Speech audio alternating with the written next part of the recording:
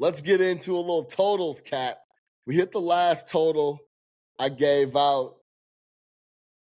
Just too low, flat out. Bucks, Hawks, go over. We cashed there. Let's go right back to a total. Warriors, Nets, under 224.5, minus 110 at DraftKings as we record this Wednesday night, right around 11:30 p.m. In my opinion, J Money, this is a sluggish spot for both teams. Nets coming off a little 2-game road trip. They went to Detroit, then went to San Antonio. They got home at about 4:30 in the morning for the Nets, from my understanding. Talked to a couple people. They got home late. It's typical NBA schedule, but they get the quote unquote day off, get a little rest, potentially do a little shoot around, and then get ready to go in a home game against the Golden State Warriors. And you know how we do, Jay. We half joke. You know, you get home at 4:30. You got to get up. You got to walk the dog. You got to go grab the dry cleaning. You got to go talk to the partners who you got to talk to. Next thing you know, it's time to play Steph Curry and the boys. But in all seriousness, the Nets have been really bad offensively, and I think this is a sluggish spot for them to continue to play bad offense. And then when we talk about the Warriors, they've been hanging out in New York City. Draymond Green had a birthday party. They've been on the road for quite a long time. And you know the mentality, man, we're going to go over to Barclays and bust their head, just like we bust the Knicks in the second half. And then we'll go ahead, get back west to San Francisco in the Chase Center and keep everything rolling. But third game in 4 nights, back-to-back, Hornets, Knicks. Now they got a game against Brooklyn. Typically, Jay, in 3 and 4 nights, we talk about it. I would worry about tired legs for Golden State giving up easy buckets, and that may take it to the over. But when we're talking about the Nets, they're so bad on offense and they play so slow. I'm not worried about them being able to generate easy baskets regardless of the spot and situation. Nets offense at home gets 4.5 points worse when they play in their building. It goes 105.9 to 110.4 on the road. Last 10 games, Nets 29th in offense, 27th in pace. But, J Money, last 10 games, 11th in defense. So the effort is there on that side. If you watch Brooklyn on a night-to-night, one of the best covers in the NBA, the best first quarter team in the NBA, they come out ready. They just don't have a lot of talent.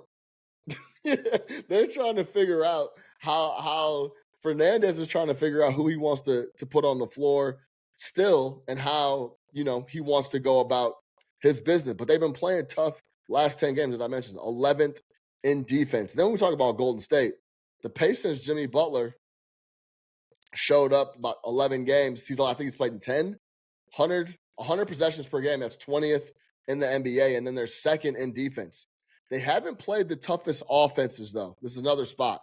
But 9 of 11 have been on the road. Haven't played the toughest O's, but still, with Jimmy, the addition, the defense is going to get better. And if you guys know and watch ball like we do, you know Jimmy Butler, it leans to a defensive game and a slow-paced game. If you go back and watch that Knicks game, they had a bunch of possessions where they just essentially were running the 3-man game with him, Steph Curry, and Draymond Green in the half court. And it was like, what is the best shot we could get? Oh, you want it? Oh, you want me to get to the line? Okay. Draymond, you want to distribute? Okay. They were getting guys open looks. It's just a beautiful style of basketball they're playing right now. But it leans to defensive and it leads to slow. Let's talk about a couple trends. Nets at home as underdogs, which they're typically underdogs, but as underdogs, 14-8 to the under. That's 64%. Last 20 games, Jay, the Nets are 15-5 to the under. They flat out offensively just don't do anything. They play slow, and then now they're going to bump into a team in Golden State that plays better defense, but is also playing slower and is in a sluggish spot. I just think points are going to be at a premium here. I have to take the under 224.5, get the best number you can. I know you're not a totals guy, but what do you think about the game flow here? Yeah, I was gonna say you mentioned it earlier that the Nets are they're one of the best teams at like coming out first quarter, first half, and then totally let go in the rope in the second half. Man, I believe they were 16 or 17 point home underdogs to the Thunder. They had a 16-point lead at halftime. And then they came all the way back, and I think the Thunder came all the way back and almost actually covered their spread. So they ended up losing the game by 8 points. But the Thunder had gotten out to like a 15-point lead. So they're really good at coming out first quarter, first half. It's that second half, that's when the offense will really fall off a cliff. Like when teams tighten up defensively, that's when they don't know what to do. But when it's a wide open game, they were hitting threes. They run sharp was going crazy in the paint.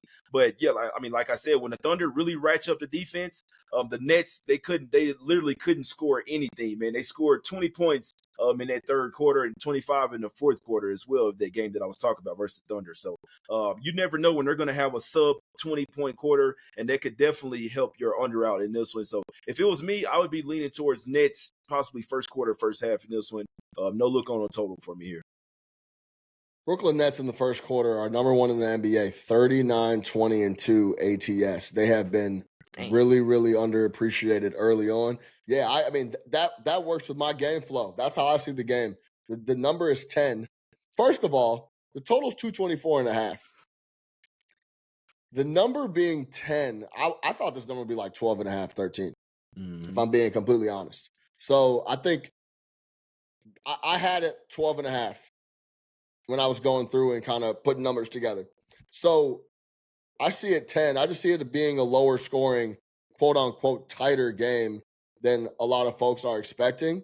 And that first quarter, if you can get like 5.5, if you can get like a 6.5 in the first quarter or first half for Brooklyn, 5.5. Yeah, I wouldn't mind that look as well. Try to get like a 3.5 for the first quarter. I expect Brooklyn to do what they've been doing all year long. They get back home. I think it's a sluggish spot for both. But if it's tight, you can cash that, take the points, and you can cash that first quarter slip.